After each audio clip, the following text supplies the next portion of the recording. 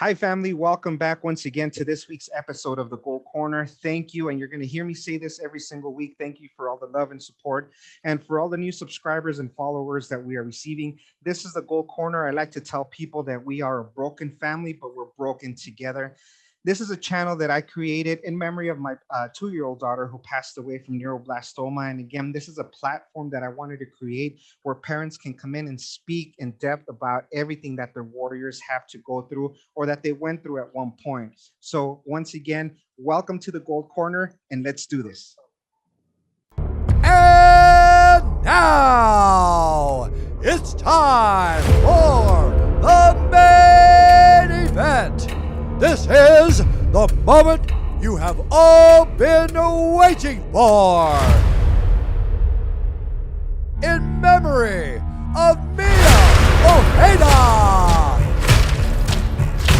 Dedicated to all the brave little warriors that have fought and the ones that are currently fighting childhood cancer. For the thousands watching around the world, fighting out of the Gold Corner, it's time! It's definitely time to talk about our warriors that have once fought this. I have a very special family this week with us, and I had an opportunity to reach out to Priscilla through one of the support groups, and we've been talking, and we have become very good friends. We've shared a little bit of each other's story, and so now we're going to be hearing it, and we are just happy to be joined from Pharr, Texas. We have Priscilla and Chris, and they're going to be speaking to us about their warrior Christian and everything that he had to go through. Chris and Priscilla, I just wanted to say thank you so much for accepting the invitation to be here in the Gold Corner. I understand that this is the first time that you speak this in depth about everything that your son went through. So I just wanted to say thank you so much for the honor of doing this. So without further ado, from Pharr, Texas, the floor is yours. Thank you. Hi. Hi. Joel, thank you so much for doing what you do. It touches a lot of families, especially bereaved parents as us. It's definitely not an easy journey to go through. And some people like you are what make you realize that you're not in this alone. And, I've learned through this journey that, our son has to live through us. And unfortunately, they're not here. So we have to live and breathe and go through the motions of waking up and not having them by our side. But, it's comforting to know that there's people like you that are reaching out to parents like us that don't have anybody to talk to and that are reaching out to other people to show what cancer really is like. Because what we went through, we wouldn't have been able to. If somebody would have told me that my son or our son was going to have cancer, we would have never believed it. Christian was born in Indiana, in Indianapolis hospital, and he was 8 pounds, 6 ounces, 22 inches. All natural, All by natural. the way. Not by choice. Not by choice. You were just in a hurry. But I went through every pain imaginable to have him, and he came quick. And when I had him in my arms, like I told you, I had a voice in my head tell me, he's gonna be sick. I did not listen to it. I didn't make anything of it. I just felt like, he's a baby, But as months went by, I started noticing that he had like a little lymph node right here, and I would take him to the doctor, and oh, it's normal. He's a baby. It's his immune system that's growing. And I said, okay, that's, he was fine. He was just a healthy, happy little baby. Just trust the doctors. Just trusting the doctors. Yeah. I worked in the medical field, well, close with nurses. And so I felt, I could trust the physicians when they tell me everything's okay. Yeah. So, unfortunately, Chris and I, we've had a rocky marriage here and there, but I left Indiana with my 2 kids, Sophia and Christian, and And, this Christian was about 6 months, and he was happy. He was loved by my grandparents, my mom, my stepdad, and he was just loved by everybody. Spoiled rotten, always naked. I would go to school and come home, and he was just running around naked, free. And he was fearless. He was just a fearless little boy, just wanted to jump from everything that was high up top.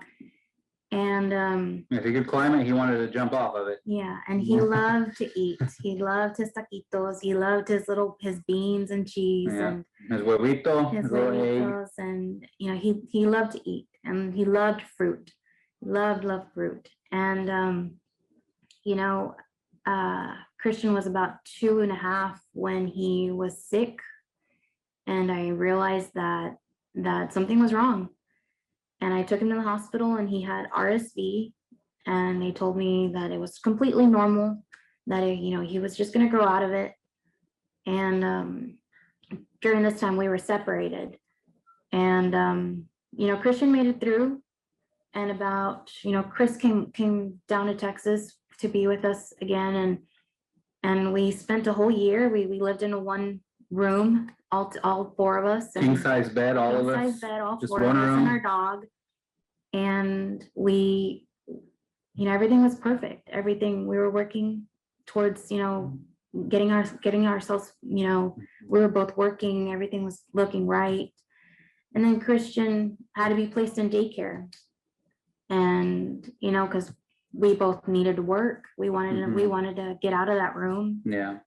And at that time, I was the only one working, and then she was getting some training, some certifications, and it was all these steps that we've taken to get out of the one room into something bigger, so the babies could have their own room. Just like everybody wants to, have better things for themselves and their family. And of course, with that, her working meant mom's not at home to watch the babies all the time, full time anymore. So, we got into that position of the children have to go to daycare. And then at his age, full-time daycare from 7 in the morning till 6 p.m. at night. And then our daughter from daycare after getting out of elementary school, they pick her up and bring her to daycare. And, those are just some steps that we had to take to, say, hey, let's get out of this room to get into a 2-bedroom apartment. So, we could have more space for our things and, just start moving forward.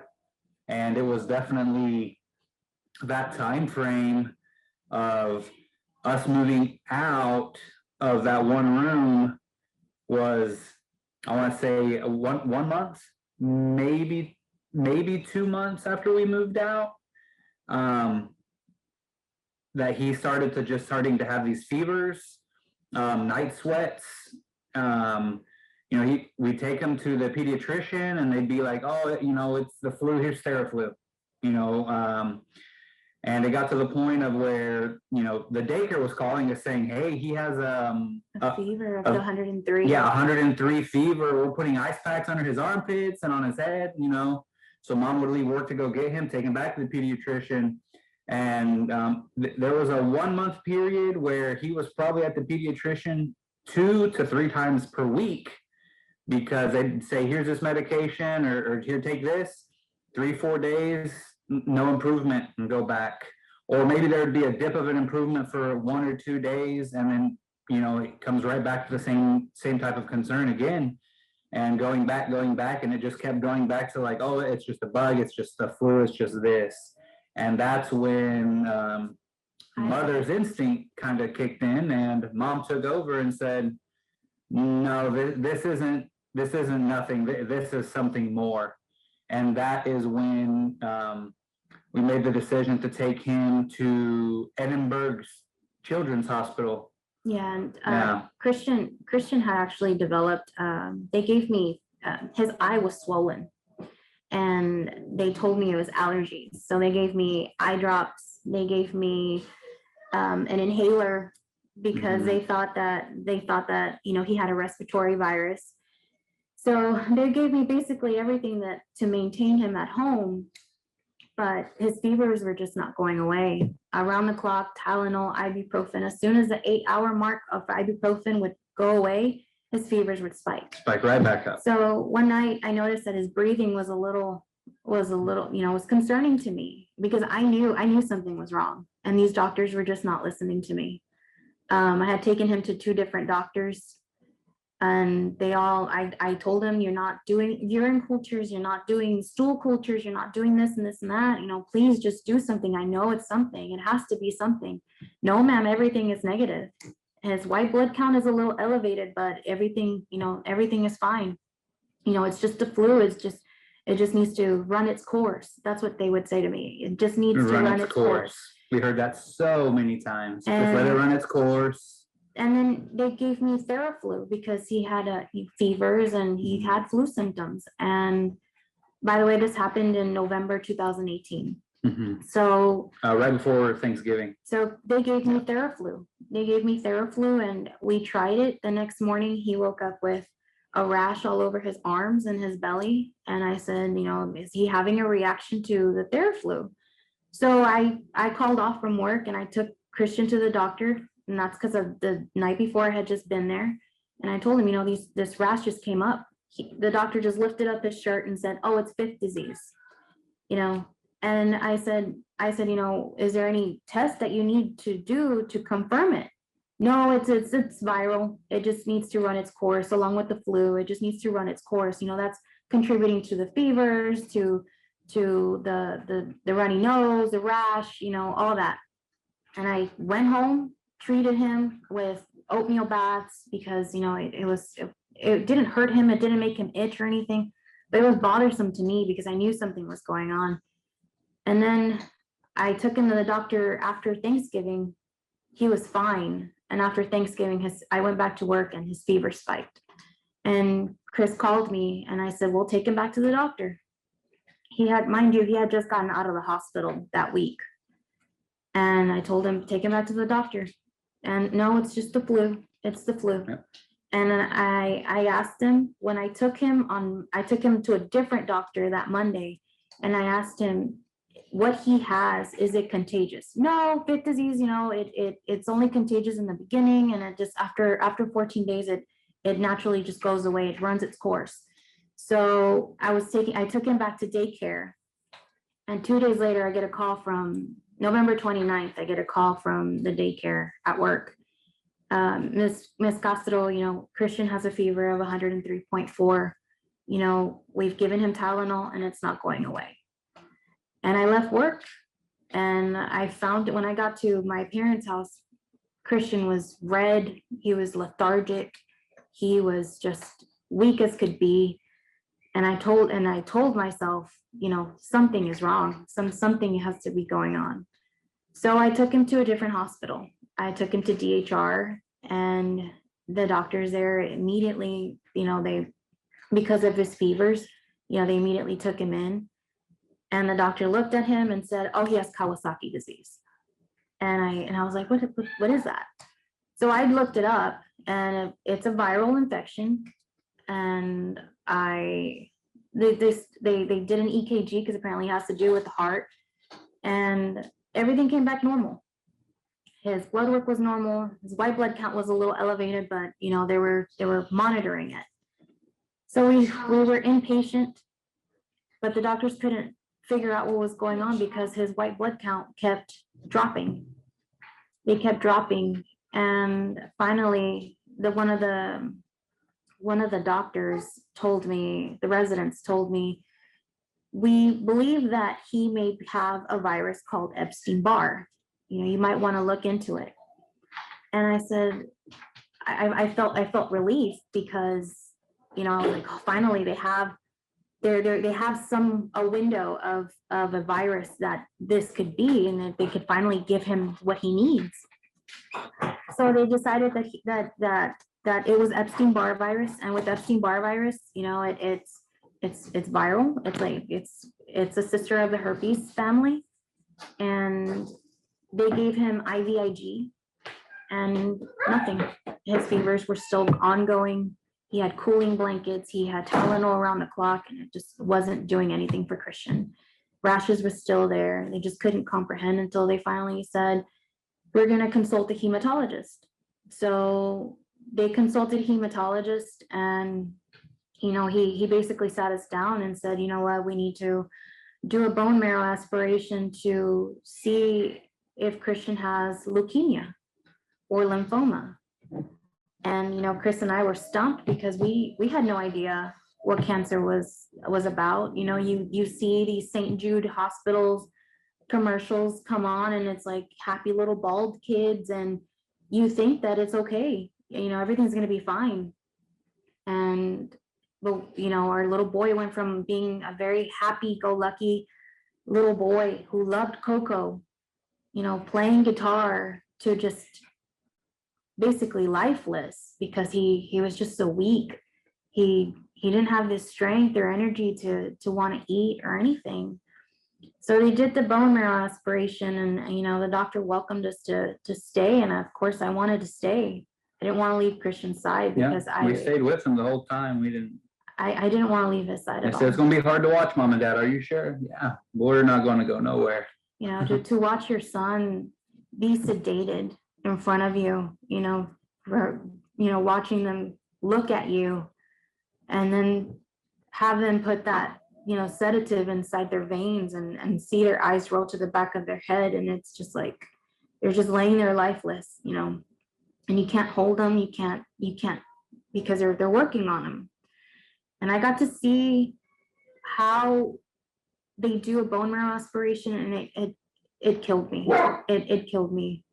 Having to see them dig through to his hip, it was just. It's not gentle by any means. It's harsh, and it's aggressive, and it takes the force of a man to puncture through your little child's hip. Yeah. And just like she says, just watching this grown man just twist and twist away to get a bone marrow sample from your son, just in the hopes of just ruling something out. Well, after that, he spoke with us, and he said, his bone marrow actually looked kind of good to him, by looking at it, that it looked okay. And he said, but we should have results within a few hours. And I said, okay, we were relying our faith in God because we had no idea what we were about to walk through. So we waited a few hours, and we get the Dr. Bernini, the hematologist, comes into our room, and he tells me, Christian doesn't have leukemia or lymphoma. And we were like, praise God, finally we have an answer. He doesn't have cancer. Thank you. Yeah, that's good news. And then he said, but he has a disease called hemophagocytic lymphohistiocytosis, which means that he is overproducing cells that are eating away at his other cells. And it basically starts attacking its own body. And he said his inflammatory markers are through the roof. They're triple where they should be at for his age. And he said, we need to start chemo and steroids as soon as possible. And you hear the word chemo, and it's like, you immediately think that your child is going to die. To me, that's the way that I felt. I immediately went to, I don't want my son to die. It's serious. And then the way that he delivered it, I think it was Friday. It was a Friday when he told us that, and he kind of said, the two options are, we can give it the weekend with the steroids, but that could give this thing enough time to progress to where the chemo is going to have to be even more aggressive, and things could go downhill quicker. So then it turned into, we need to do chemotherapy now, immediately, as soon as possible, Mom and Dad. And of course, here, this is all just happening, and we're still on the, you're the oncologist, you guys are the, you're the professionals, like, this is what you do. If you say this is something that we need to do now, then, let's do it now. Yeah. And that's, that's the way that we went. Because in the beginning, as we'll talk more later, in the beginning, we were very much so like, all right, doctor, if this is the best route that you say, then yes. Okay, yes. Yeah, 'cause You know, what do we know? yeah, You're the yeah. professionals. Yeah, you know, we don't know what's going on. Mhm. But, you know, by all means, you know, as any other parent knows, that changes. The longer this road goes, that of just whatever you say goes absolutely changes. And it turns into like, no, I don't care if you're a doctor, you know. Well, that night that they told us what Christian had, we had decided to do the steroids in the beginning, and then we get a call like 2 hours later, Mhm.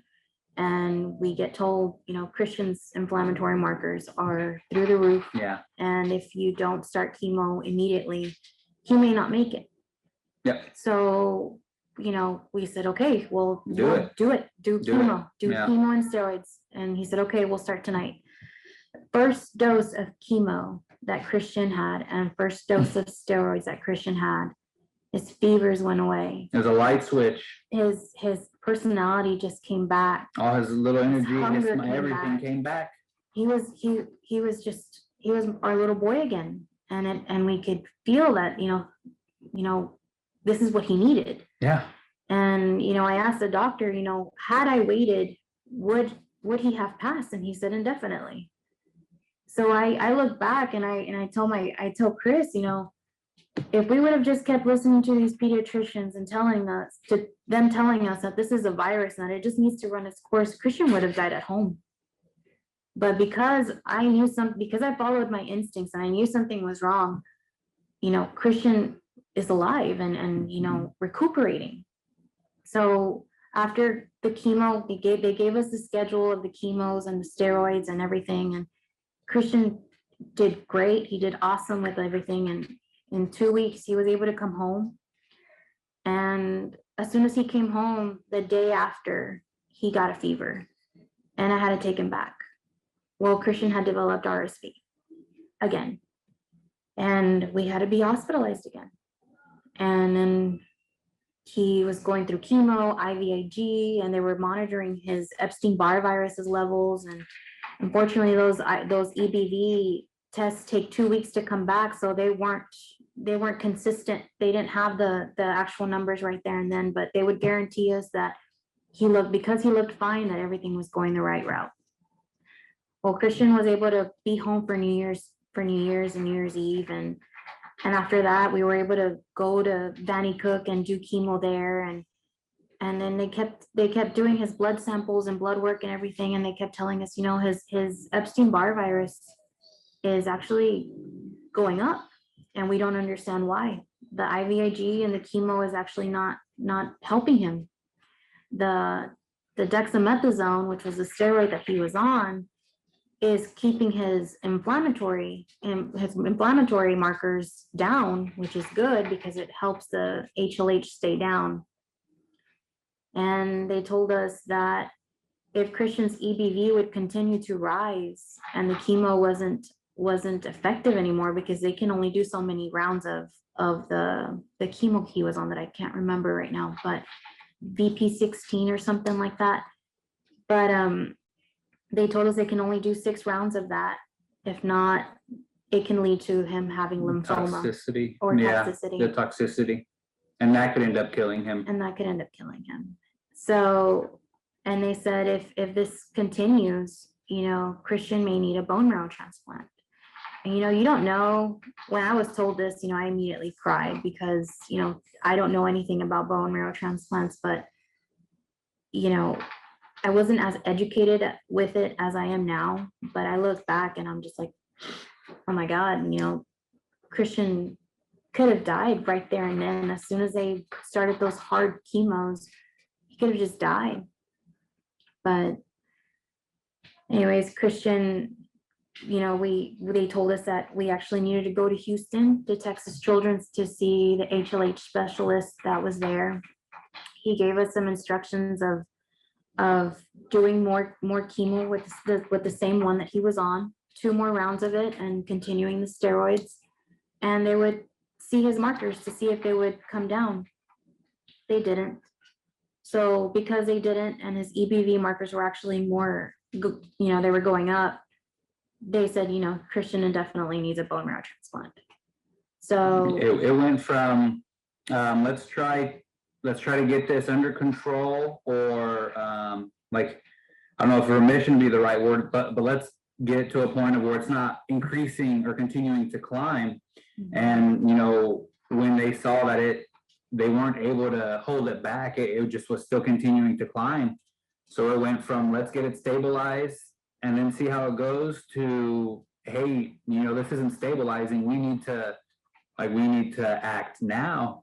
And then, on top of all these things, hey, about, you have to go to Houston, and this is what's going to happen. And I mean, it was already after Thanksgiving, that second time that my wife and Christian, he was hospitalized. And as any family that's listening to this, and for those that don't, the child needs one parent at bedside at all times, period. And, so at that point, my wife had to, she had to step away from her job.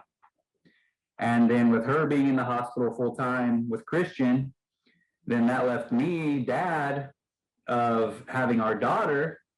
So she's in the hospital with Christian, and I'm here needing to get up every day to, get Sophia to school in time, which is in San Juan.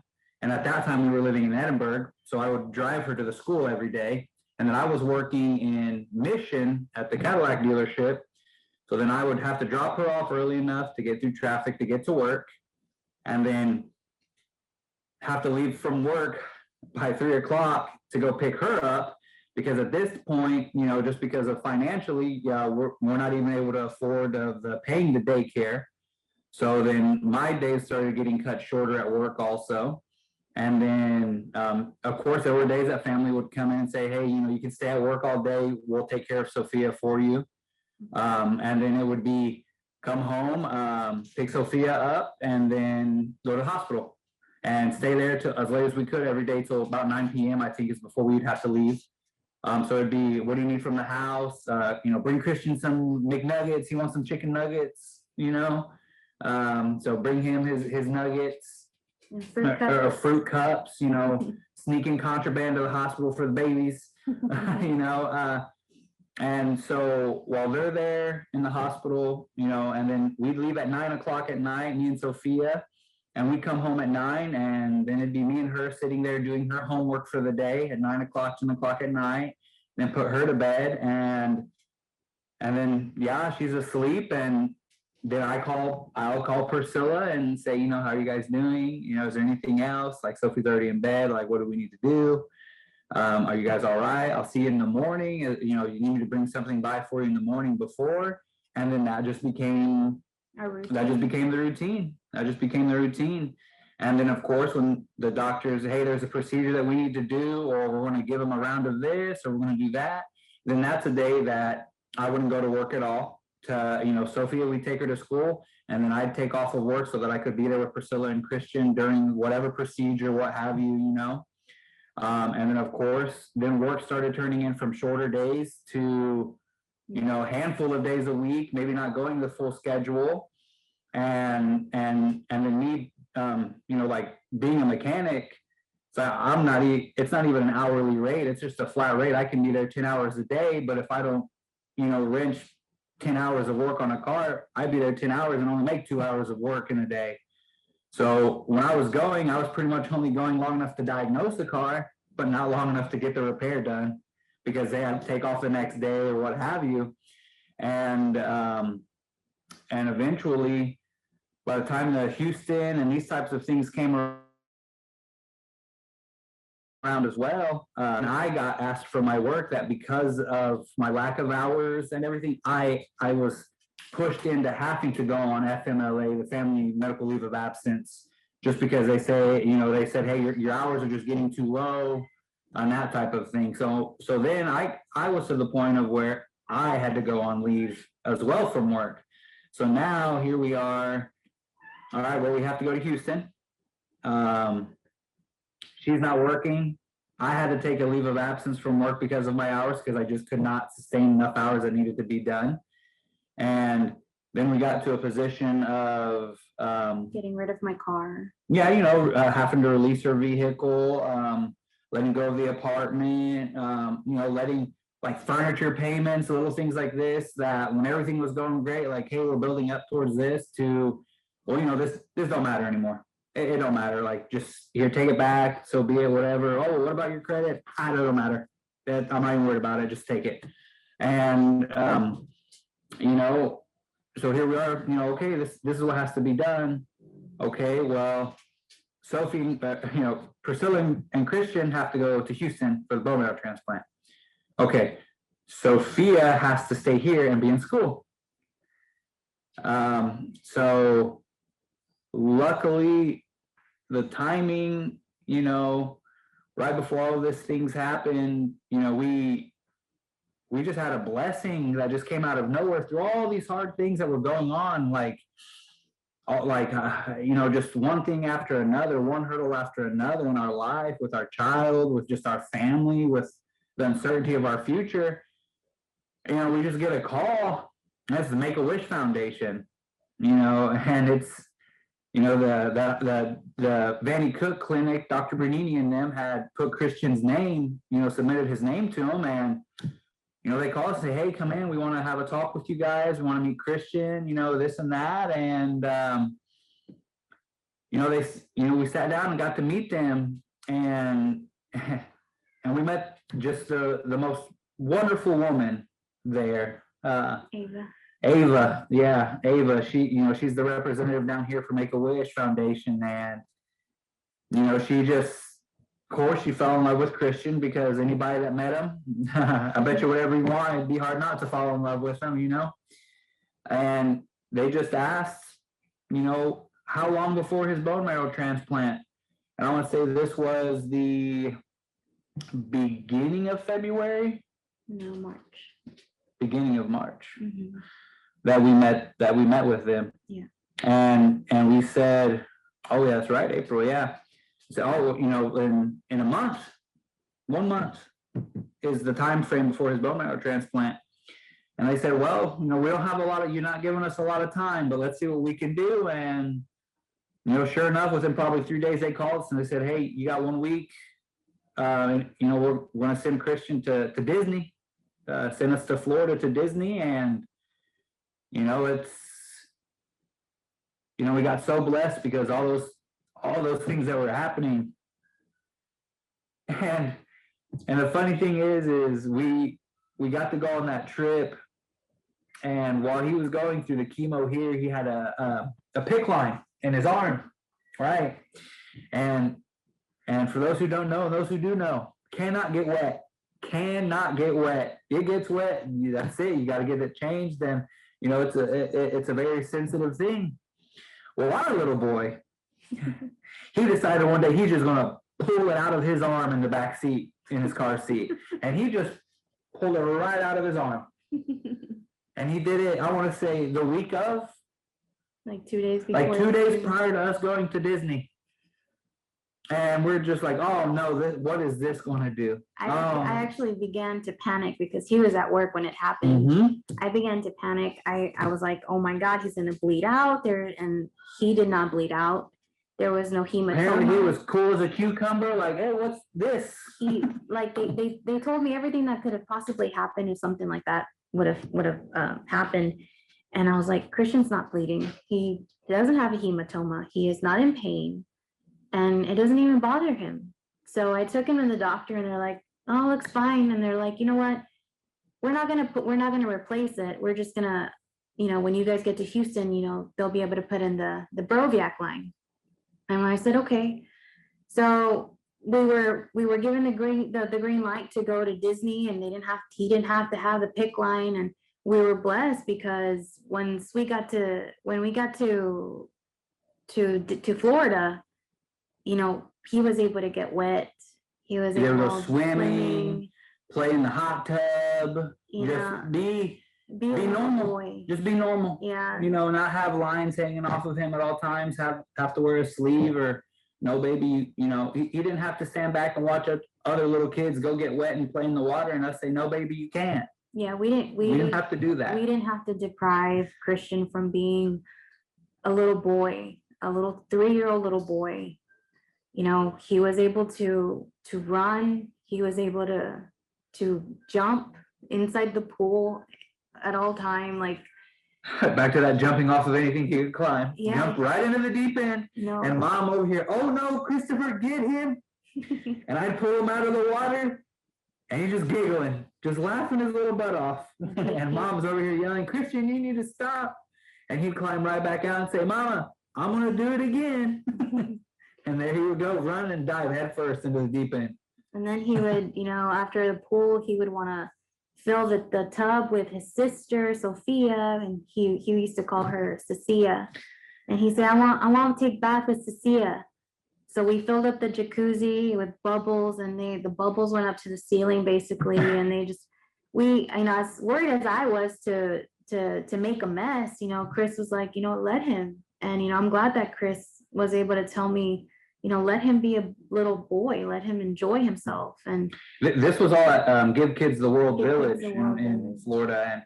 And, like they said, this is for them. You let them make whatever mess they want. He can do whatever he wants as he pleases, and bubbles to the ceiling and all over the bathroom. All right, done. Not a problem. And, he was able to be, that trip, was a very big blessing. Now looking back, it was a big blessing, because our little boy, aside from having to go through what he went through, he was given a chance to be a little boy, a child that, he, walking around at Disney, we would make our wish shirts, and Christian didn't look sick. You would look at him, and our little boy was healthy. He looked healthy. Everything was normal. Like, you wouldn't have known. Like, he would show up to chemo day with his guitar, and he'd sing Coco, and he would sing to, Un Poco Loco, or he would watch Coco, and he'd be on top of the bed just jumping around, playing his guitar, giving a grito, doing his grito. And Christian was fearless. He was just so happy. He was just so happy. Everybody loved him. He was loud. He was obnoxious, but he loved life. He loved everybody. What's your name? What are you doing? I want to flush it. Flush his own lines. He wanted to flush his own lines. He was so, nurses didn't have to, hold him down to clean his line or to change it. Or to give him his medications. He would take he would 2 years old, and he would swallow his own pills. And,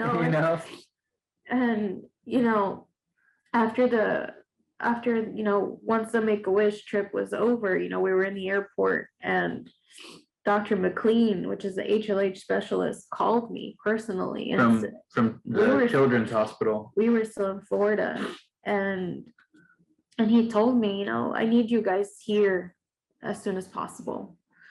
And I said, okay, we can be there tomorrow. So we landed in McAllen. And that morning we left to Houston. So then about 9 o'clock at night, 10 o'clock at night, and they gave Christian a limo ride home. And we got to Houston, and he told us, his HLH is starting to reactivate, and if we're going to do this transplant, he cannot be sick. He needs to do another round of chemo. So we stayed the night there in Houston in the hospital, all four of us, to do another round of chemo. And we went back to the hotel. Well, no, we came back to the Valley, and we got our stuff, and because we knew that me and Christian were going to go back to Houston and stay, and him and Sophia were going to go to Indiana for the 30 days that they give you a post-transplant. So well, we had actually separated first.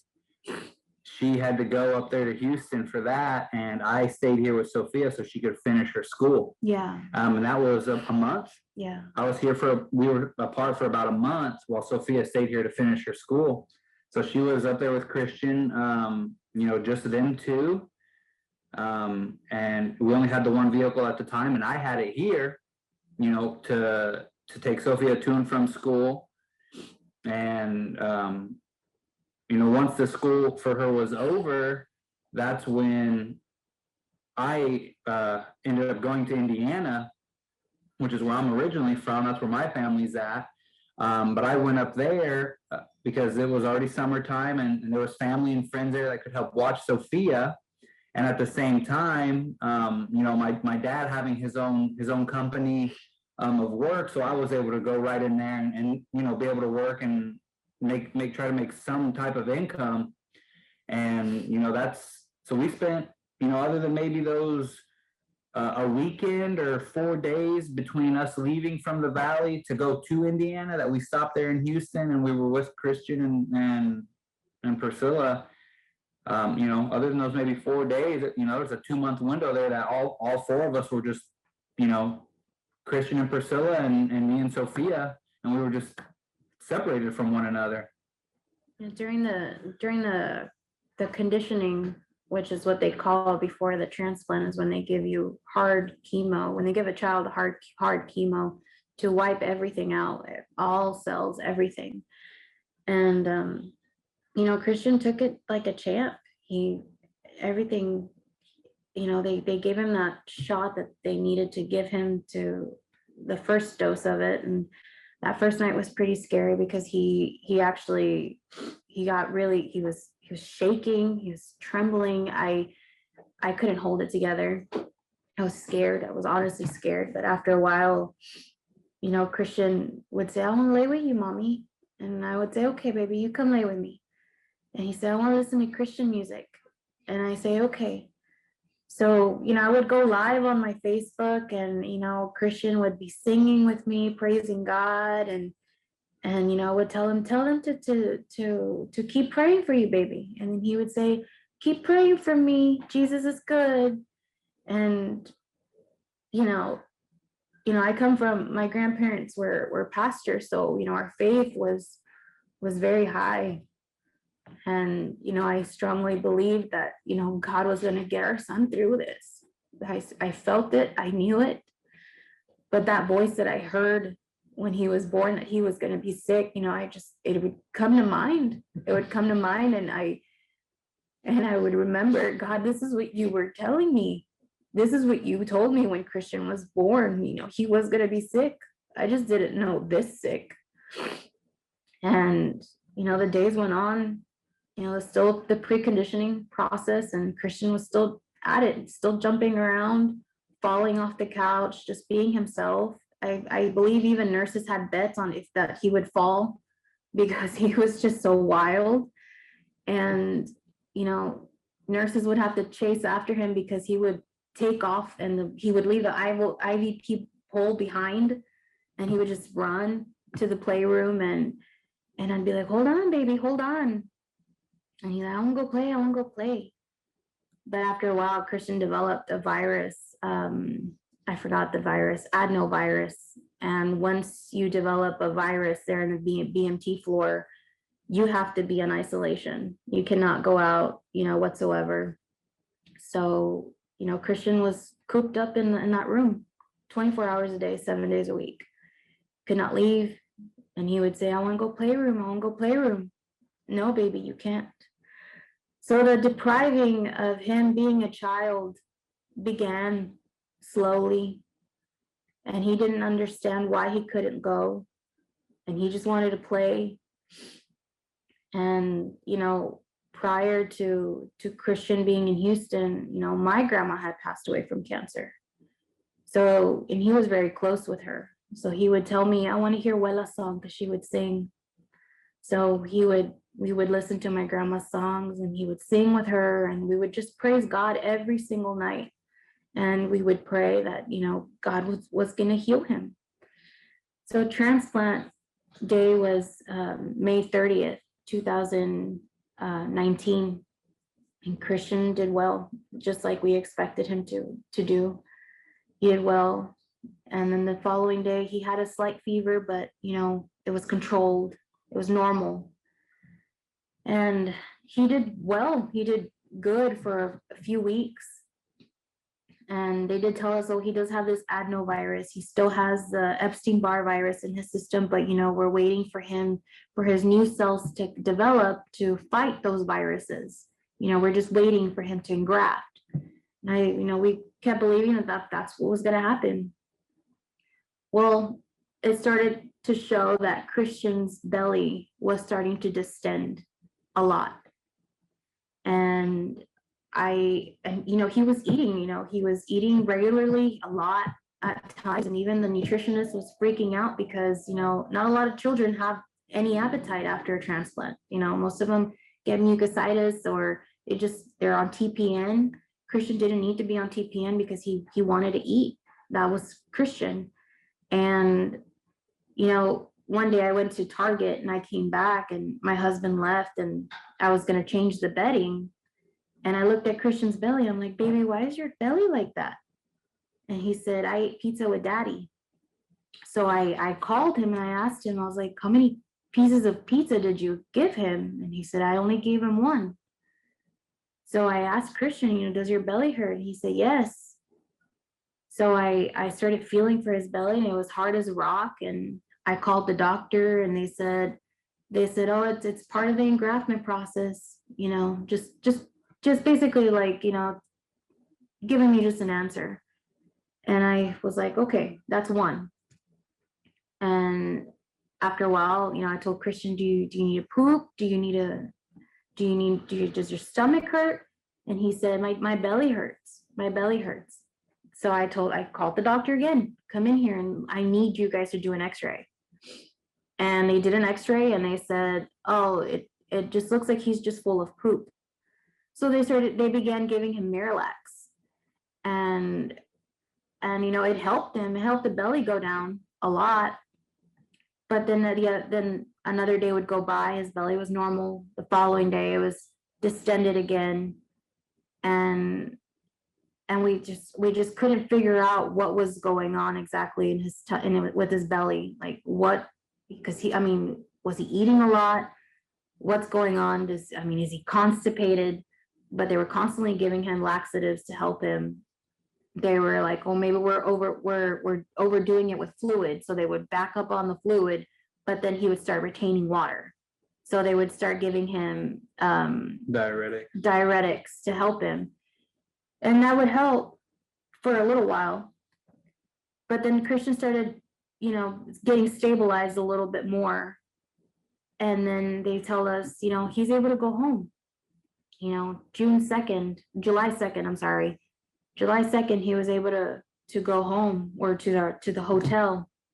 And I was so excited to take him home. I was just pushing to be home because I was like, 5 o'clock is gonna come and the doctors are gonna leave and we're gonna have to stay here another day.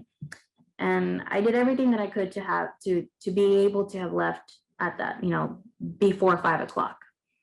And they gave him his parade and he was just so happy. He was so happy. He really didn't know what was going on, but I have a video of him where he's saying he has his mask on and I tell him, say you're going home. And he's like, I get to go home today. And as soon as we left the hospital, he was so happy. And, he got to the hotel and he said, is this my bed, mommy? And I told him, yes, baby, that's your bed. And he said, I sleep with you? And I said, yes. And I told him, mommy's going to be your nurse now. And I said, mommy's going to take care of you. And he said, you're going to be my nurse? And I said, yes, baby. And that day, I hadn't gone grocery shopping for him, but because he loved to eat, I asked him, what do you want to eat, baby? He said, I want taquitos. And I want chicken. And I want cheese sticks. So we went to Kroger's and, I bought him everything and anything that he wanted to eat. And it was the July 4th weekend. So my dad actually showed up and he was so happy to see my dad. He loved my dad. And, from Kroger's, we got home, and actually when we were at Kroger's, we stopped by the bakery and I told him, you want a cake, baby? Because I wanted to celebrate that moment with him. that he was home. So I told him, pick whichever one you want, baby. And he said, I want the one with the cookie, which was a big Oreo cookie on top of a small cake. Well, we get to the hotel and he's just munching down on that cookie. And I said, do you want the cake? He's like, no, I just want the cookie. And I was like, I could have just bought you the Oreos. But he just wanted that big cookie. And then my dad surprised us the next day and he took us out to eat and I was able to go to Walmart and he stayed at the hotel with my dad and I came home. I came back to the hotel and I said, did you have fun with Grandpa, baby? And he said, yes, I miss Grandpa a lot. So, we celebrated July 4th there together, just being in the room, just, isolated, but, together. And my dad left on July 5th and we went back to Kroger's and I asked Christian, what do you want for dinner, baby? He said, I want sopita. And I said, okay, baby. So I got stuff to make sopita and I got him more taquitos and cheese sticks because he was in love with cheese sticks. And so he ate a lot. He ate a lot that night. So we ate dinner and he was actually preparing to come back home because we were going to be together living in a hotel room and we were going to be together again, be a family, and Christian was going to be okay. And, well, when I put him to bed, he fell asleep normally. I gave him all of his meds and he fell asleep normally. And then around 2 o'clock, 3 o'clock in the morning, I started seeing his belly distend again. And I'm like, what's going on? And I started noticing that I could see his veins in his belly of how bad it was distended. And I would touch it and it was warm and my fingerprints would stay on his belly of the inflammation or the distension. And then his breathing started getting weird to me. So I put a pulse ox on him. I checked his blood pressure. I was starting to get on panic mode because I didn't know what to do. So I called the BMT floor and I said, his belly is distending a lot and I'm concerned. And they said, okay, we'll bring him in. So I wake up Christian at 5 o'clock in the morning and he said, I'm hungry. And I said, what do you want, baby? He said, I want taquito, I want chicken, and I want cheese sticks. So he has taquitos and cheese sticks and everything that he wanted at 5 o'clock in the morning. He was able to eat. And I actually have that picture of him, of his belly when we're in the hospital, because his belly is just so distended. And the doctors, they did an ultrasound. Oh, it's just poop. And then they checked his urine and they told us, oh, he has a very, very bad UTI. And I said, okay, well, all right, let's start antibiotics. Can we go home now? And they said, yeah, we might be able to send you guys home. Well, that was short-lived because then they discovered that Christian's UTI was receptive to a lot of antibiotics, and he needed to be monitored with the antibiotic that was going to be given to him. So we had to stay. And then Christian began saying, I want to go back to the hotel. I want to go back to the hotel, mommy. And actually Chris was on his way down. And they told us we had to stay. And we had no choice. I was sad. I was disappointed. I didn't know what to do. They did ultrasounds on him and all they could tell me was that it was poop. Well, the following few days later, Christian began to bleed. He began to have bowel movements with a lot of blood.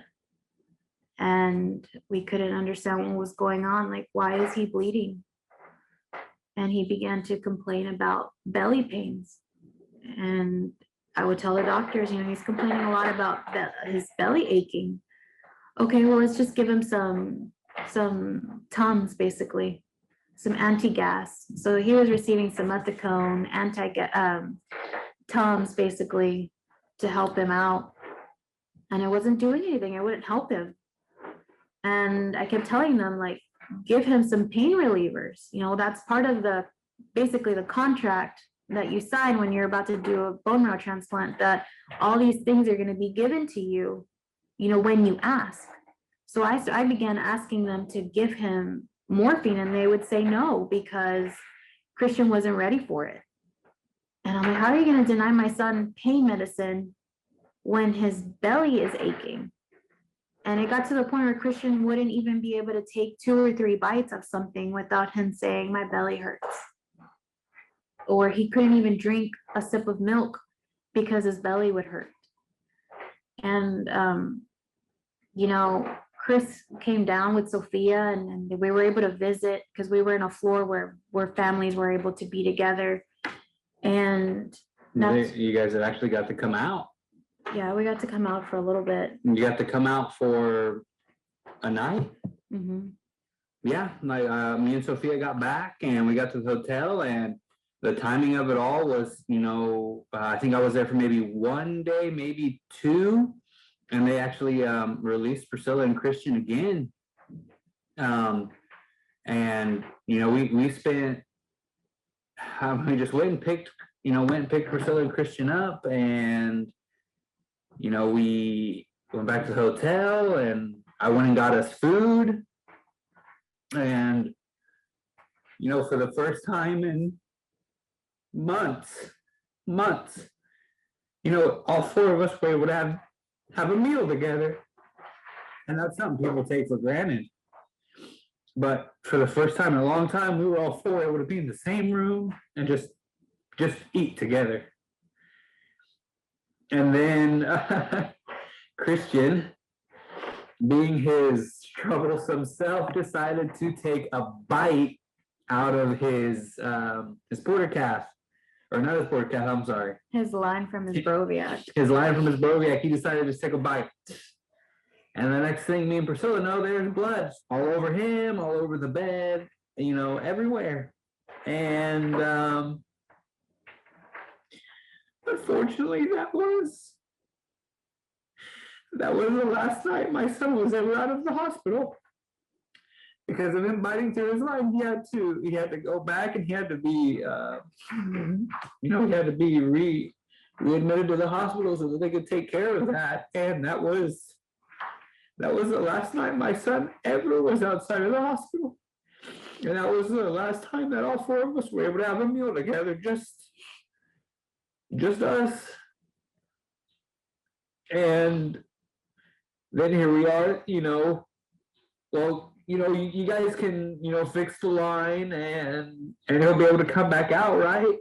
And that's unfortunately not how things went at all. And, and I remember that night because it was 11 o'clock or midnight or so. And my little boy has his little Spider-Man pajamas on and has his mask, and getting them out of the car, and he's saying, I don't want to go back. I want to go back to the hotel, Daddy. I know, baby. But, there's nothing. It's like all the things that a man can do with his hands, all the things that we can fix, all the things that we can repair it. And, like a situation like that, it's like, it don't matter how much you know, how much you can learn. There's nothing as a man, as a father, that you can do to help your child. I mean, there's just not. You can't.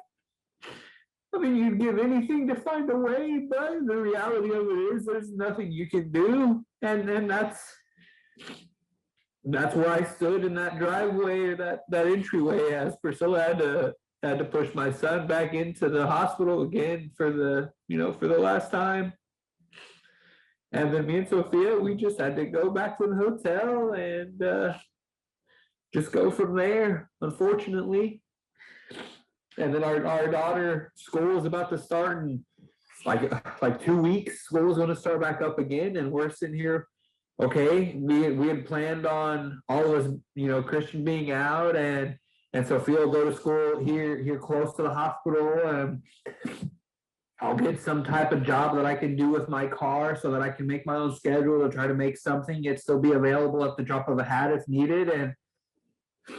And then then we ended up having to make the decision because of Christian's health.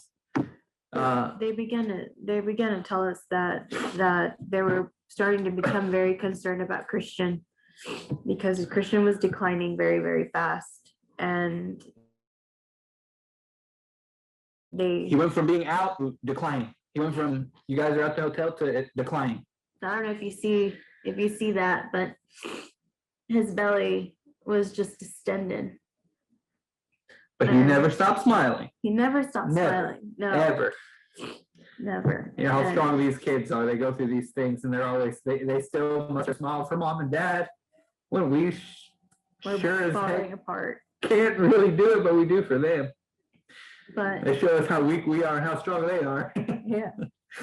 But they began to ponder about doing colonoscopy on him, to do a biopsy on his intestines, because they didn't know where he was bleeding. They thought that Christian was actually going through when the bone marrow doesn't accept what's it called, GVHD. GVHD. They thought that he was going through GVHD of the intestinal tract, and they decided to do a colonoscopy on him. And they did. They said that, I mean, they couldn't find the where he was bleeding from, but they took a biopsy. They took like 4 or 5 biopsies from different sites.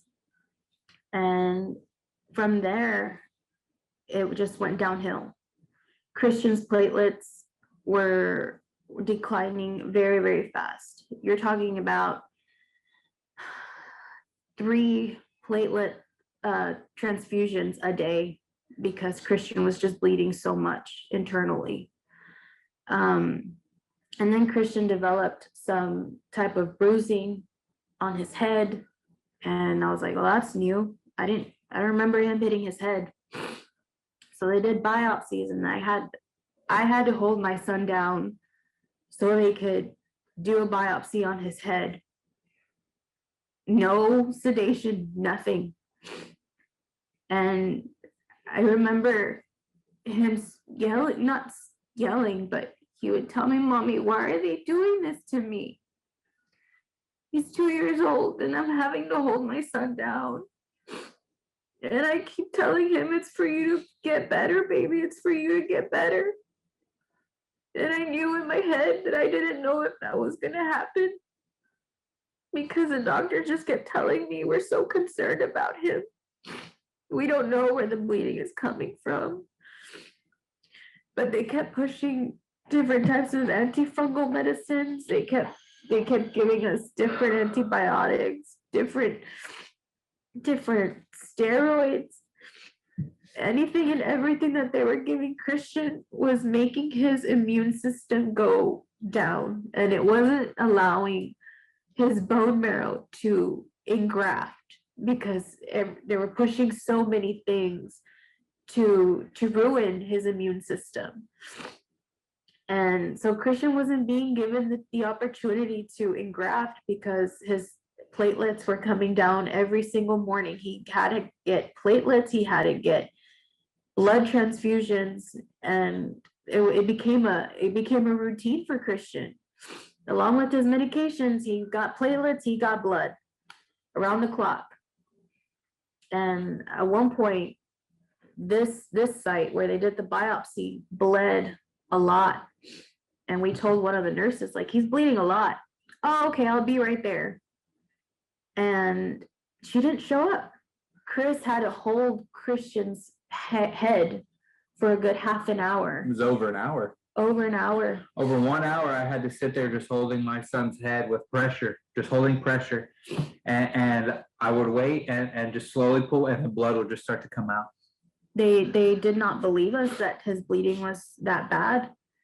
Until another nurse came in, and I said, look, and I just removed my hand, and she just saw the blood come out. And I said, we've already been here for an hour waiting on the other nurse. Like, what's happening? She said, oh my gosh, we didn't realize this. And then she went and got the other nurse, and then they both come in, and oh, I didn't realize it was that bad. And it's, you know. So they had to do a pressure wrap around him for actually 2 or 3 days that he had to have it on. And again, And he would bleed, and even that, he would bleed through it and bleed Mhm. into the pillow and bleed into the bed. yeah, And they were having to change it repeatedly. And even the nurses were, oh, well, we don't understand why we can't get, like, why it won't stop bleeding, it won't stop. So, well, we just need to put pressure on it a little bit longer. And I'd say, as I've sat here putting pressure on it with my own hands for over an hour, and it's still bleeding. Like, pressure's not doing it. yeah. Well, then his bleeding from his bowel movements became worse because they were giving him platelets to help him recover from the biopsy sites. And nope, they helped for about 2 days, and then the following day he had a huge blowout. My dad actually was with him, and he called me, Christian just had a very bloody diaper. So I left immediately to over there with him because I once again I felt it in my gut, something is wrong, and they're not doing anything. And I get there and I told him, can you guys please do a CT scan? Can you guys do an MRI? We're not there yet. We don't feel like he needs a CT scan just yet, or an MRI with contrast. And I said, what about a PET scan? Something is wrong. Something is going on that's causing the bleeding that you guys cannot find. And they kept reassuring me that it was the biopsy sites that were bleeding From the colonoscopy. from the colonoscopy. Yeah. And they ended up doing a second colonoscopy they told us we don't want to do a second colonoscopy because we don't want to worsen the bleeding. And we're afraid because at that time, Christian's breathing was starting to get a little worrisome. His O2 sats were probably low 90s. And that was while he was resting.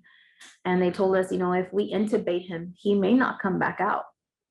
And, that was just another risk that we had to weigh out on. And, he said, we told each other, like, we need to find out where this bleeding is coming from. So they did another colonoscopy. Well, finally, the GI doctor came up to the room and we spoke with him directly, and stressed to him, and he looked at everything himself, and he finally said, there's a lot of risk. He's like, but we need to go in there and see, like, what is going on. Like, it has to be done. Mm-hmm. And finally, it was the GI doctor who said, yeah, we need to do this. Like, we need to go in there and see what's going on. And unfortunately, the colonoscopy showed, as far as they could go, it didn't show anything from where they had been. They went in there and the sites were okay. They just sprayed the sites with some more some solution or something to help the healing and make sure it would clot properly. But as far as the sites were not the source of the bleeding. And well, that was that for the colonoscopy. The sites are not the bleeding is not coming from the sites. So beginning of August is they finally had moved us to the BMT floor again, and Sophia was in Indiana being taken care of good friends of ours. We ended up sending her back so that she could get enrolled into school and try to give her some normalcy, some stability, some structure for herself, something a little more stable. And then that's when Sophia was up there with friends and family, and I stayed in Houston with Priscilla and Christian. So then me and Priscilla were bedside with Christian. Yeah, because that's when they told us that it was starting to get serious. Christian was declining very fast. They could not find the source of the bleeding. They just didn't know. At that point, they put Christian on TPN because he was no longer eating. He just couldn't really, he would eat, but then his belly would hurt. We have one of our memories, he wanted corn dogs. And he was hungry. Or no, meatballs. It was meatballs. He wanted meatballs. And he was hungry. I went to the family room and I made him like at least 6 meatballs, and Chris had taught him to break them apart. Because they'd be hot. I said, break them open so they can cool off. So Christian, naturally he got the plate and he broke them apart, and he was he broke every single one apart. was blowing on him and everything. I mean, he was going to eat those meatballs, and he took 2 or 3 bites. Daddy, my belly hurts. But watching him break all of them open, watching him blow on all of them, in his mind, I know in his mind, like, I want to eat all of those. I'm hungry. I want to eat all of those. But 2 or 3 bites, and Daddy, my tummy hurts. Okay, baby. We'll call the nurse, see where we can help you feel better. And that's when it started becoming surreal, that things were headed down a very, very rocky road. And I began doing research of what causes this could be. I started throwing different things to the doctors. Can we do DLI? Can we do, T-cell infusions on him, from the donor? And the doctors were shocked at me because I knew next steps. And I said, I just want to keep my son alive. I'm trying so hard to keep my son alive. Trying to find anything and everything. And, and they would tell me, we're working with Boston Children, we're working with Cincinnati, we're working with people in Virginia, and just so many different people that were working on Christian's case, and they were guaranteeing us that every resource was being used. That every resource is being used on Christian's care. And, they started pulling us, but the first time that they pulled us into a room separately to have a meeting, I knew that what they were gonna tell us. And they basically told us Christian was not gonna make it. They were gonna do everything that they could, but that they were stumped. This is the most, when every parent says, my baby is special, my son, oh, he's special, my daughter, oh, she's special. And that's what every parent, like, my baby's special.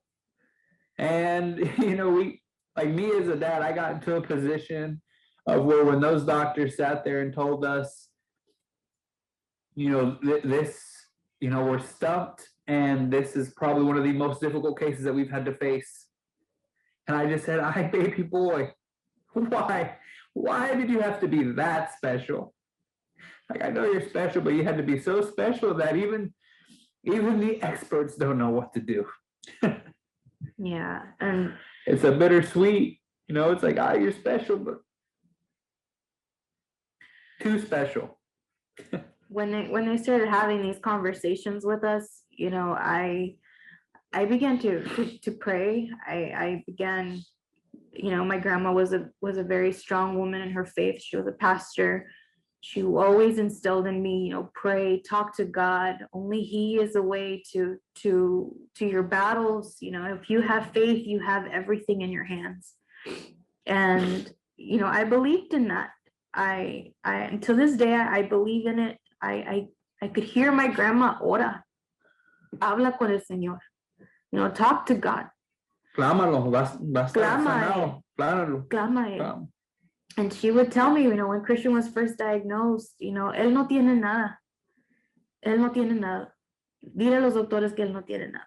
You don't have anything. Claim it in the name of Jesus that he doesn't have anything. He doesn't have anything. He will be healed. Yeah. And, I took my grandma's voice and I put it to work, and I started talking to God, and I said, God, I don't know why you have me here. I don't know why you chose me. But if you just help me with this journey, your will be done. Just guide me. Give me peace. And, the doctors decided to do an MRI after I asked them for weeks to do it.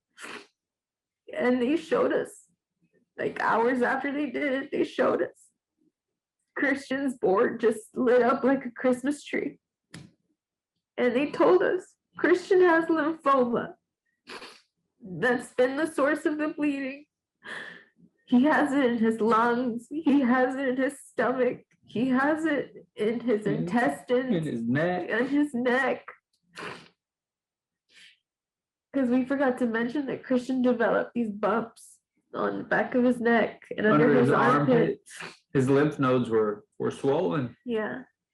And when that started appearing, I did my research again, and it just, everything that I read was like, there's no coming back from that. He's so compromised. He's weak. And I told myself I'm gonna lose my little boy. And I've worked with children in the NICU before, and I would always say to myself, I would never put my child through something like that. I just don't have it in me to do something like that. So in my mind, I thought Chris was gonna be on board with me. And I told him, I think we need to go the palliative route, start thinking about quality of life, because I don't want Christian to be suffering anymore. Like, he's trying so hard.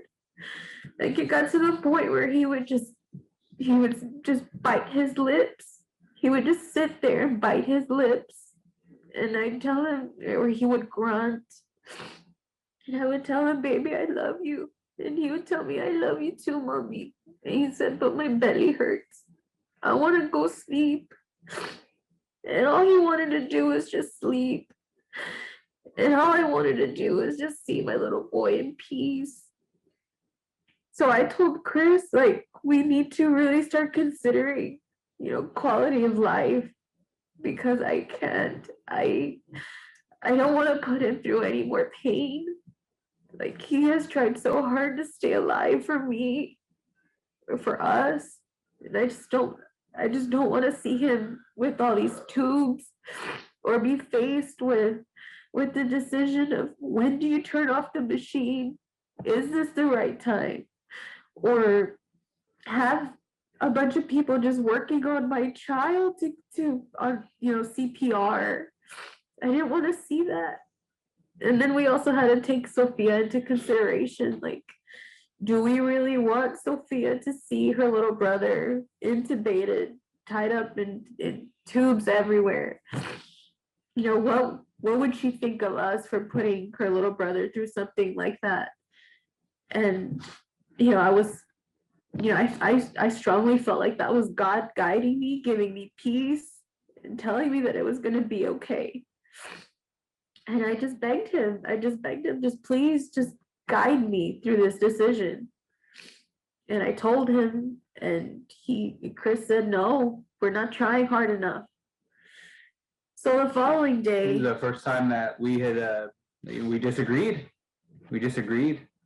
I got angry, and I was no, this, what do you mean palliative care? Like, this can't be. Yeah. That's like giving up, or saying like, oh, well, there's nothing else we can do. I'm like, that can't be the case. Like, that's not, I was like, no, like, we're not trying hard enough. There's something where we're looking. There's something that has to be there. There has to be something. Like, there has to be something else. There just has to be. And I know, like, how many times as a parent do you just say, like, there has to be something else? There has to be. Yeah. And the following day, I think Chris and I came to terms that, Christian's body was starting to get tired. This was after we had sat down and spoke with all the doctors again, because we requested to speak with all of them. Yeah. Because we just had final questions, and I had questions, and I asked them, again, like, are you speaking with everyone? Is there anybody else that knows anything more? I even went as far as saying words like, you guys need to tell me if there's some little institute in the Alps in Europe somewhere that knows more about this than you do. You need to tell us so I can figure out a way to get my son there. Like, you have to tell me. And no, we're the best, and we're speaking with all the people in the country. People come from other countries here because this is the best place for HLH and these types of conditions. You're in the best place. And I'm like, then why aren't you guys, like, you're not fixing anything? Why aren't things getting better? If this is the best, then what are you doing? I don't see the best. And that's when, for me, some acceptance kind of set in as to, back to that position of out of your hands, Dad. Like, out of your hands, Dad. Like, you can't force, you can't bend something to your will because this is what you want. Like, you just can't. Like, you can't do it. And then that's, me and Priscilla spoke again about it. And,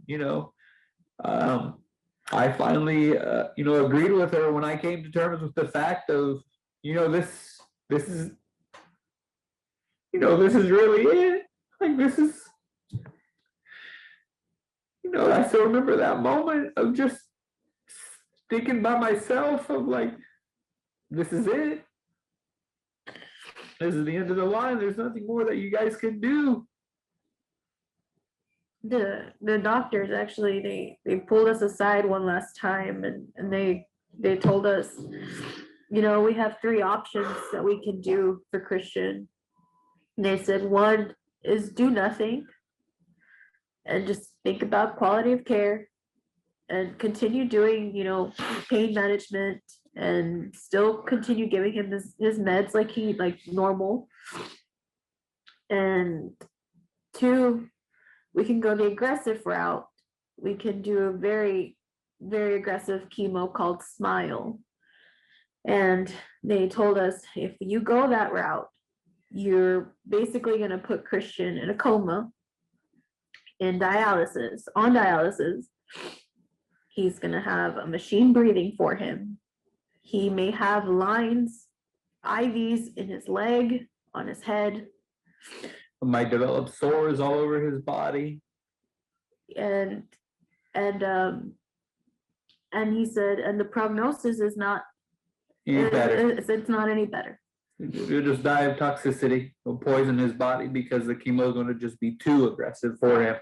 He said that chemo is so harsh that it can instantly kill him. And the 3rd one was to do palliative chemo, which is give him another round of the chemo that he was on, that put him in, that stabilizes HLH one more time to see if that would change anything. And, for me, I was like, we had met a lady in the laundromat there at Texas Children, and she was telling us about her child that was in ICU. And, me and him were contemplating, like, what should we do? What should we do?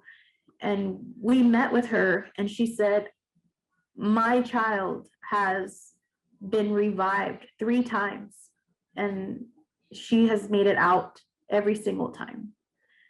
They've told me that my child was going to die 3 times already. And she said, my advice to you is don't let your child go down without a fight. So I told Chris, there's our answer. There's our answer. Don't go the aggressive route, because what if it kills him instantly? And I said, we'll do one more round of the chemo that he was on before to see if it changes anything. We held our breath that whole weekend waiting for Monday to see what his labs showed.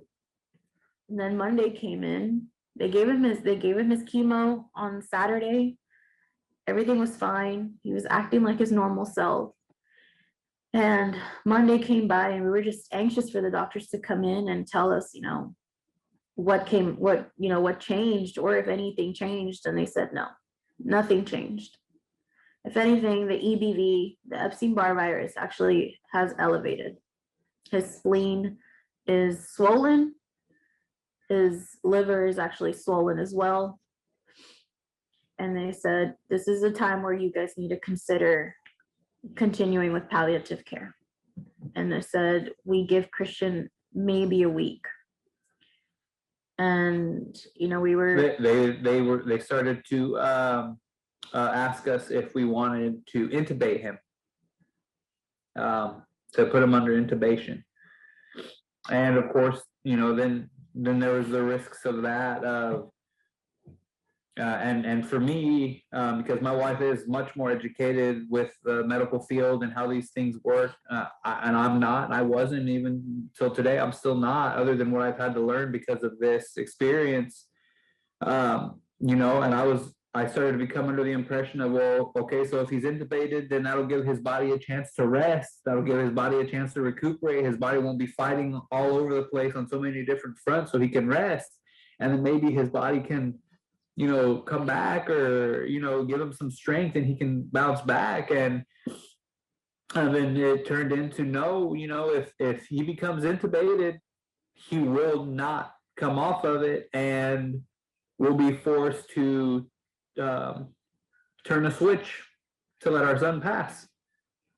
That he'll be on the machine and he'll never come off of it. And him being intubated meant him being on the bed, lifeless. It meant us not being able to hold him. It meant, us not being able to lay down next to him. It meant all of these different things, but none of them were what we wanted. None of them meant it would make things better. They asked us, what are the things that you want to keep from Christian? What do we want to preserve? What do you want to preserve from Christian? And when a parent gets asked that, you want to say you just want him, you just want your child.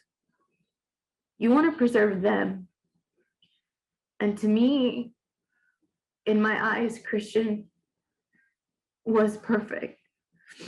He brought me so much joy. Living in the hospital with him day in and day out. I mean, it's not the perfect life, but I would do it all over again. I would do it all over again in a heartbeat. Just to have him back. Even though the outcome would be the same, I would go through this pain every single day just to hold my baby again. But when they asked me, what is it that you want to preserve of your little boy? I said, I want to be able to hold him. I want to be able to hear him talk. I want to hear him say that he's hungry and be able to eat. I don't want to take that from him. Cancer has taken so much from him already. And if this is the end for him, cancer is not going to take any more. I'm not going to intubate him. I'm not going to take that from him. And one thing that I told my husband was, we couldn't control the beginning, but we can control the end.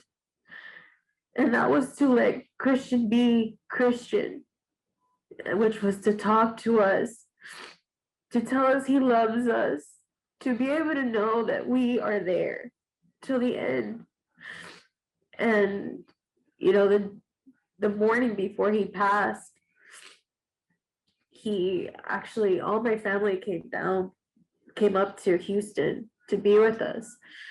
And he was surrounded by love, got to see everybody. And one of the things that he said to me is, Mommy, I'm hungry. And I said, okay, baby, what do you want? And he said, I want sopita. So I went to the family room. I made him some sopita. And he took 2 or 3 sips. And then maybe, I want to say 15 minutes later, he said, Daddy, I want milk. So Chris gave him milk. And after that, Christian fell asleep. It was the last time that he spoke to us. That was the last time he spoke with us. And and we held him. We held him till the end. And I prayed very hard to just a miracle. Please just let my son stay. Just take me instead. And that you look back at all the things that you have done wrong in your life, and you just start blaming yourself, and you start thinking like, I did this, this is my fault. You start blaming yourself, and And at one point, I was holding Christian and I couldn't hold it back anymore. And I sobbed and I said, I'm sorry, baby. I'm so sorry. And I was sorry because of all the bad things that I've done in my life, that maybe God was just trying to show me through my son that I did wrong, to turn a new leaf. And I just couldn't hold it anymore. I was so sorry that I couldn't save him. I was sorry that I did all those bad things. I was sorry that there was no changing, that I just couldn't keep him here. And, every time that he would, move or kind of make a sound like if he was in pain, we press a button and, the morphine would kick in and he'd go back to sleep. And I look back and I'm like, did we overdose him? Did we give him too much pain medicine that maybe he was trying to wake up to be with us? And I was just putting him back to sleep. And when they told us, you can take off the pulse socks if you'd like. And I said, no, I want to know when he goes. I'm the type of person that I need to see things happen in front of me so that it can hit me. And I would look at the monitor and he was still there and he was still there with me. And when I started seeing the numbers fluctuate, I called him and I said, Chris, it's time. And then Christian opened his eyes and he just looked straight at me. My little boy opened his eyes and just looked straight at me. I'll never forget that, because he looked straight into my eyes, as if he was telling me, like, I'm going to be okay. Because throughout the entire time, I was singing to him, and I would tell him, like, it's okay, baby, you can go. You can go, mommy and daddy are gonna be okay. Sissy's gonna be okay. And we were just trying our best to just fill ourselves with that peace. And, when Christian finally passed, it didn't hit me. It didn't hit me right there and then until after my dad. Chris carried him for a while. And Chris sobbed over him. Because you don't know, like, holding your child's lifeless body in your hands, in your arms, is something that no parent should go through. It is the most heart-wrenching thing that any person can go through. And Chris sobbed over him. I've never seen my husband cry that way. Never seen my husband sob. I just screamed. I just screamed out to God. I said, please, God, don't. Please, just please. And I mean, I know it was 2 or 3 o'clock in the morning, but I just screamed. I just screamed, no, please, no. And that's when my father-in-law showed up, and he arrived, and he just came to me, and he said, I give him to me, mijo. I just handed my son to my father-in-law, and then the same thing. I've never seen my father. He just cried, and he just started praying over him. He just started praying over him.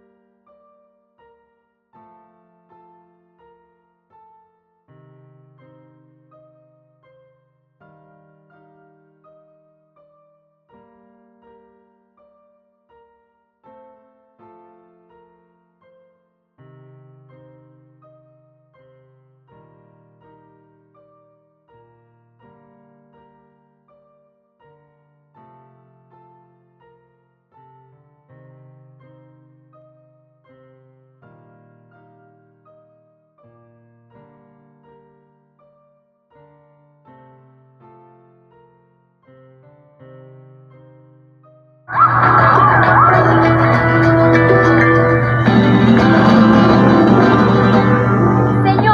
y señores, escuchar la mía.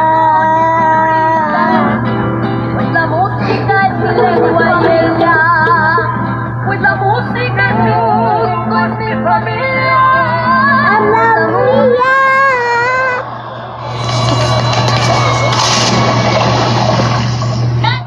Again. Okay. After Christian, well, after my dad held Christian, my dad says that he heard a voice tell him that Christian's purpose was done. Like I said, my dad was a pastor, and so was my grandma, and we come from a family of faith, and we believe everything happens for a reason. God has his purposes for us, and we're here for a reason. And I don't understand. I don't understand why a child has to go through cancer. What purpose does it serve for a child to go through such big battles? But our son, I don't know what it was about Christian, but he showed us such unconditional love. I have never received such unconditional love from another human being. I mean, my husband, yes, but this little boy is somebody that I brought into this world, and he just loved me so much. He loved me so much that I think honestly, my son would have taken a bullet for me. And I have such beautiful memories of me and him. Day in and day out, being in that hospital room, you just got each other. But one thing that I guaranteed him was that mommy was always going to be there for him, no matter what. And daddy came second. But when daddy was there, daddy was his best friend. That was his pal. And his sissy was his best friend. And Christian just taught us so much. In 3 years, he taught us so much. One thing I always tell parents is I would never underestimate the strength of a child. Never. You tell your child, no, you're too little. No, you can't do this because you'll get hurt. No, it's going to hurt really bad. You walk into a cancer ward, you'll never say those words ever again. I tell my daughter, sometimes, I hate comparing her to Christian sometimes, but it's only because Christian just set the bar so high. And I truly believe that Sophia is strong, just like her little brother.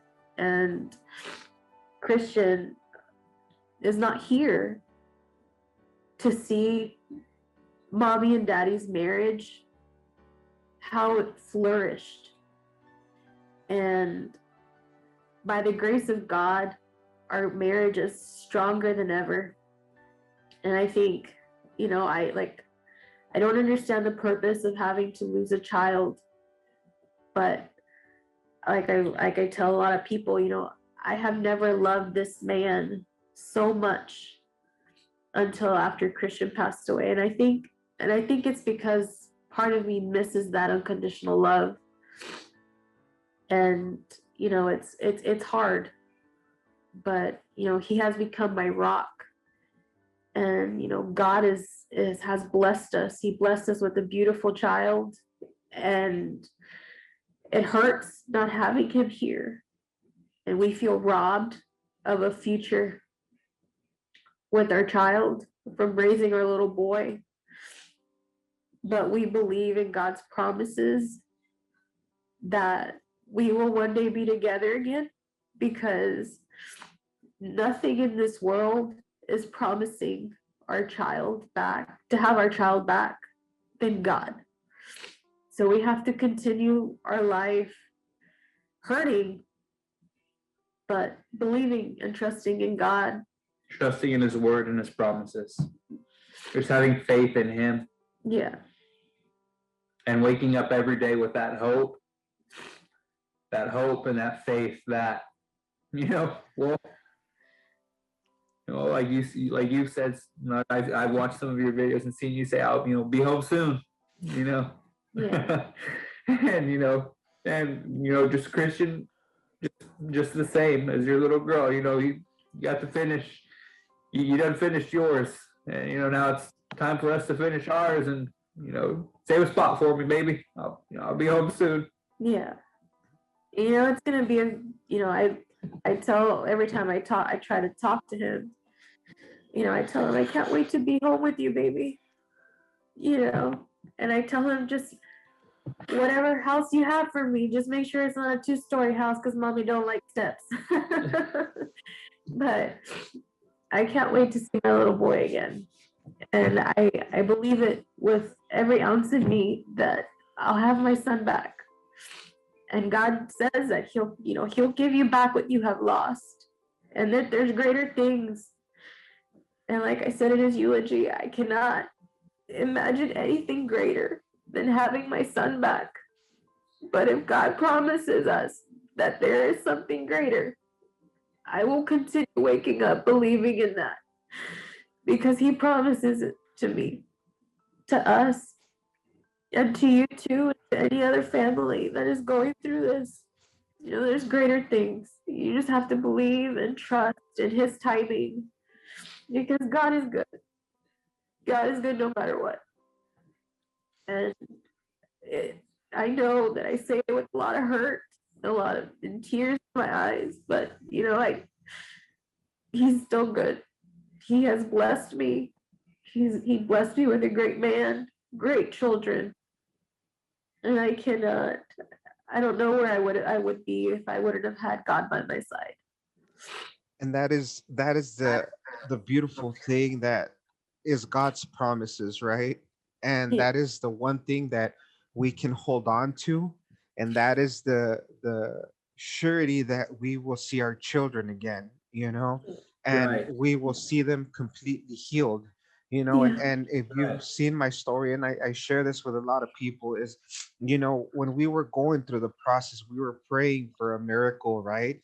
We were praying for healing, and Yes. the healing and the miracle came, maybe just not the That's way that right. we wanted it to be, but our Amen. our children are healed. My daughter Yeah. told me 3 times the night before she passed that she was healed. 3 times she told me that she was healed.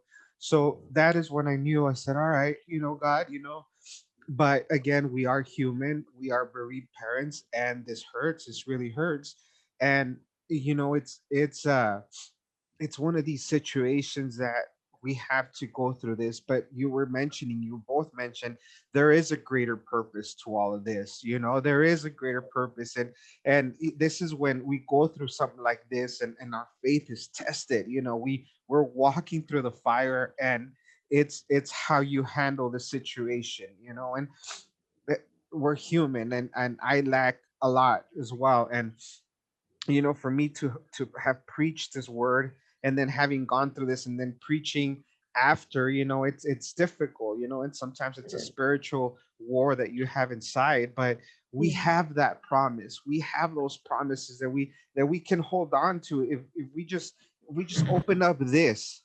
Yeah. That's right. The promises are there. And one thing that I tell people is, people say God works in mysterious ways. That is, I don't believe in that. And let me give you my perspective on that. God doesn't work in mysterious ways. God works according to his word.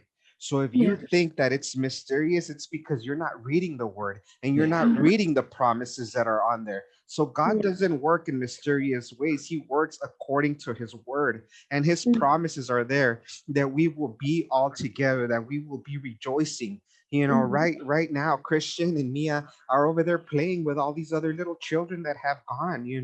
And better place to be than there. We Sure. all Yeah. know where this world is headed. We all Yeah. know how horrible things are right now. So I mean, they're in a perfect place and they're waiting Yeah. for us. One thing that really got to me and it opened my eyes is when one of the doctors, when nobody really wanted to tell us that Mia was terminal, and I really sat him down and I questioned him and I said, "Is she terminal?" And he said, "You know what, she is.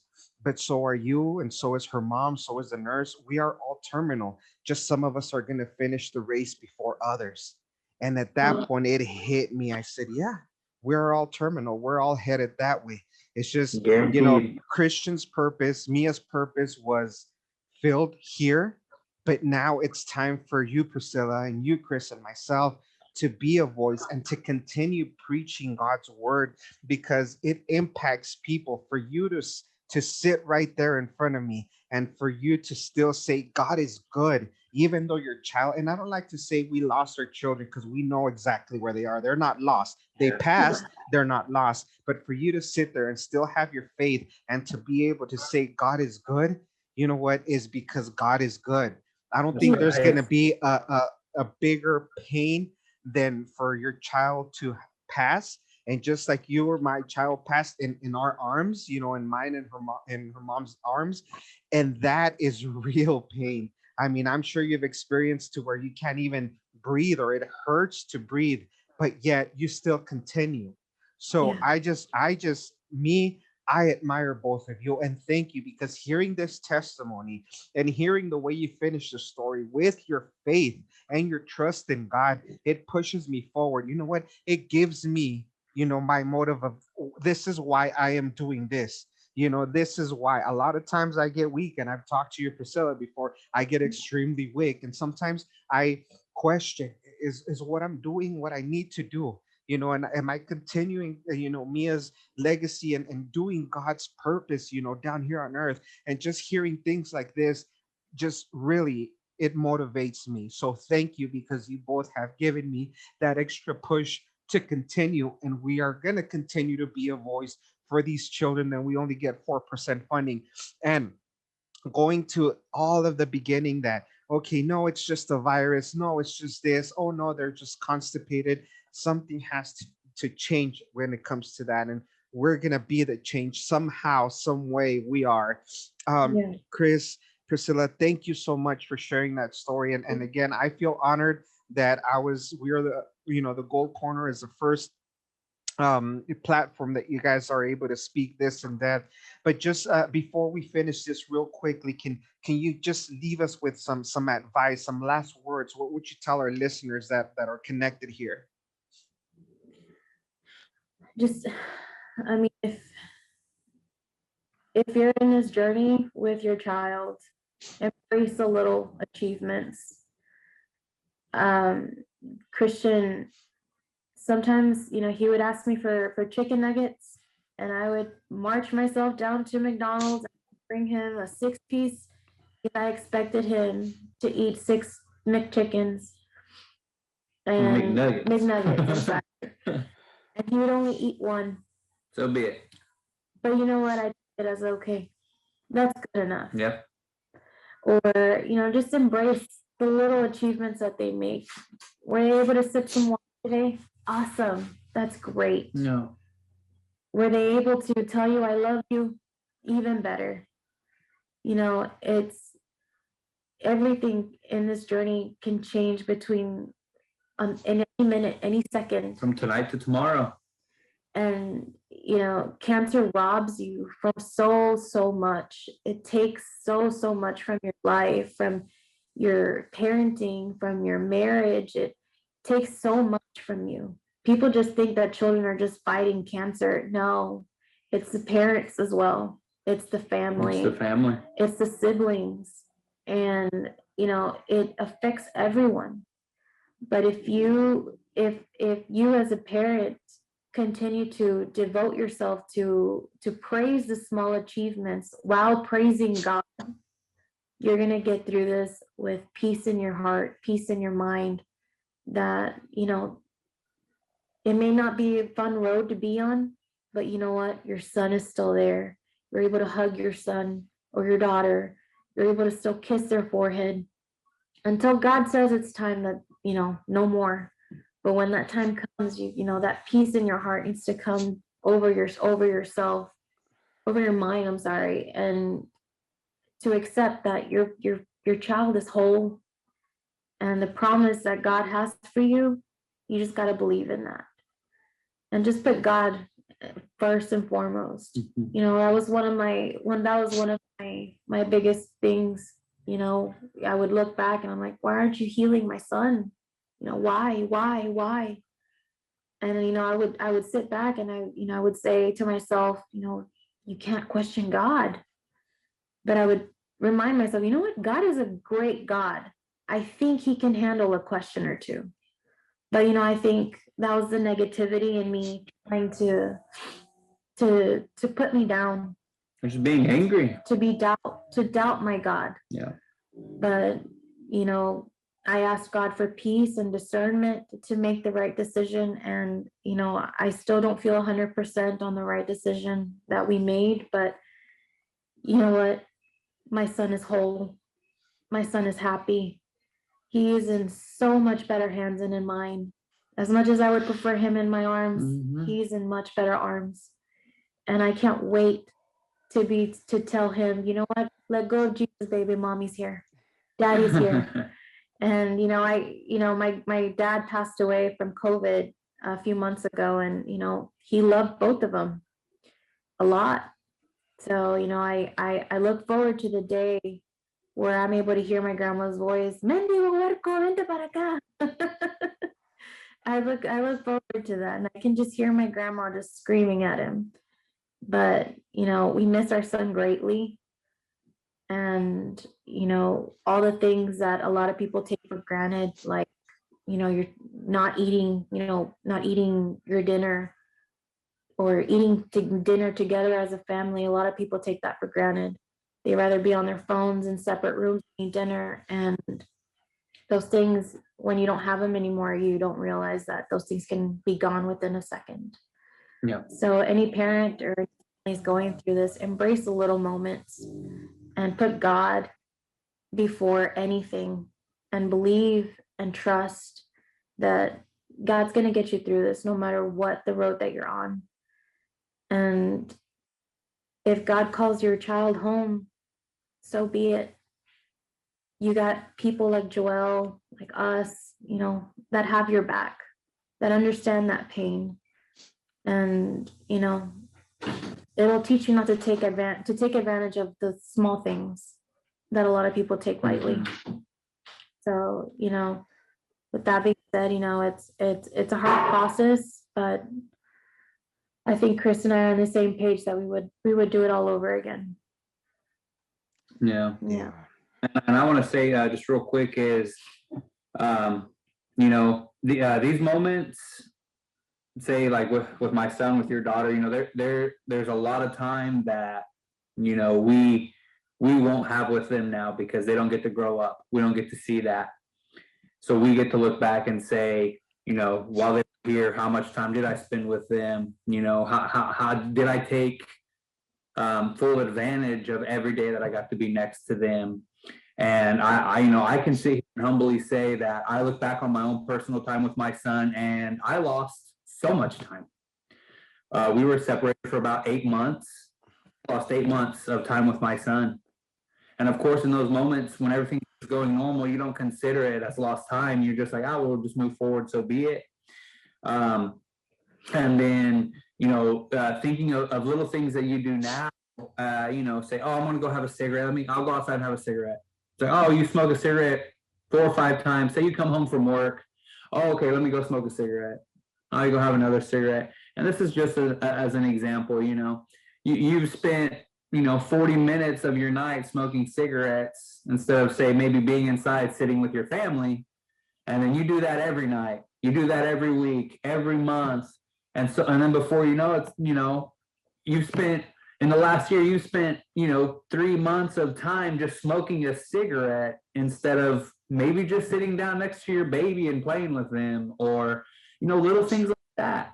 And that's me personally, that is one of my the things that I personally have to, deal with and forgive myself for, because I think of all that lost time with my son that I lost by choice, by my own personal choice, whether it was pride, what have you. I made that choice and lost that time. And with my son passing, that's time I can never make up for with him, ever. I will never be able to make that time up for him. But after everything that's happened, I know now with my daughter, with my wife, with every day thereafter that I've learned these things, that I will not make that mistake again of saying I will put time into things that are of no value. I'm not going to put time into things that take away from my family, because as we said, tonight, things you might have your family, and tomorrow it could be driving to the store and you've lost that time with your family. And then you end up like me, you go back doing math and doing calculus and all these different numbers to say, how much time exactly have I lost that I'll never, ever get back? And what I want to say to families is don't wait for something as large as this to happen in your life to make you take account or take inventory of everything that you do or how you spend your time. Don't wait for these types of things to happen. Do it now. You have a healthy family, you have your wife, your kids, everything's okay. Do it now, because tomorrow's not promised. You just don't know what happens from one night to the other. Don't wait. Do it now. Do you need to go have that cigarette right now? No. I mean, maybe you don't. Maybe go sit down next to your baby instead. Because God knows that's what me. I'm not going to go smoke. I want to sit down with my baby, but I chose to go smoke instead. Little things like that. Because it adds up. It does. It adds up. And when you really take account of every little moment, every minute, minutes matter. And the other thing I want to say is, moms, dads, intuition. Your mother's intuition tells you, hey, there's something wrong. I don't, or your dad, your gut feeling says, hey, something's not right. Don't push that down. Don't ignore that. Follow through. Listen to that. You, if your gut tells you, or if your wife says, amor, honey, like I feel this, I feel that, you know what? Go. Follow through and just go. Because I tell you right now, if it would not have been for this woman's mother's intuition of saying something else is wrong, me as dad would have just kept going to the pediatrician and just listening to them. But mother's intuition said, no, there is more to this than that. So when you have those feelings, mom, when you have those feelings, dad, don't push them aside. Listen. Worst case scenario or best case scenario, it is nothing. Or it is something, and maybe you caught it early enough. You caught it in time because something told you something's not right. Yeah. So listen to yourself when it comes to those things. Intuition, you hit that nail right on the head. The intuition and being a voice for your children, because no one's going to know your children the way you do. No doctor as much testing as they do, they're not going to know your children like you do. Chris, Priscilla, once again, just thank you so much for just taking time and sharing your warrior story. Thank you so much to all our listeners out there. This is it. This is who we are. We're real people. Our children were taken from us because of cancer. So somehow we need to change that, have better funding, have better resources for our children. Not this, we can't do anything or we've tried everything else. To all our new followers and our new subscribers, thank you so much for taking time out of your busy Sunday to be able to listen to these warrior stories. If you still haven't done so, just hit the little gold ribbon here in the corner. That'll subscribe you to the channel, and that helps us to promote and spread more childhood cancer awareness, and for the stories of these children to go viral so people can know the real superheroes and the real live action heroes and these warriors that have to go through this. So thank you all for watching. Remember to live each day to its fullest, because tomorrow is not promised, and just hold on a little while longer because we're almost home. God bless you, and we'll see you next Sunday.